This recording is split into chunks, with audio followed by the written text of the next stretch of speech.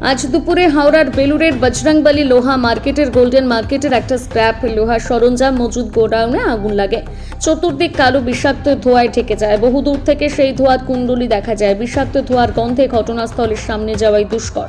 Die করে রাখা বাতিল লোহার পাইপ এবং অন্যান্য লোহার স্তূপের নিচ থেকে গলগল করে কালো ধোঁয়া বেরোচ্ছে। দমকলের দুটি ইঞ্জিন জল দেওয়ার পরেও সেই ধোঁয়া বেরোনো বন্ধ করা যাচ্ছে না। দমকলের অনুমান, ডাই করে লোহার স্তূপের নিচে কিছু দাহ্য পদার্থ থাকায় সেখানে আগুন লাগার ফলে এই বিপত্তি। প্রাণান্তকর চেষ্টা সত্ত্বেও সেখানে পৌঁছানো যাচ্ছে না। দমকল কর্মীরা অবিরাম চেষ্টা চালিয়ে যাচ্ছে। বেশ কিছুক্ষণ সময় কেটে গেলেও পরিস্থিতি নিয়ন্ত্রণ করা সম্ভব হচ্ছে না।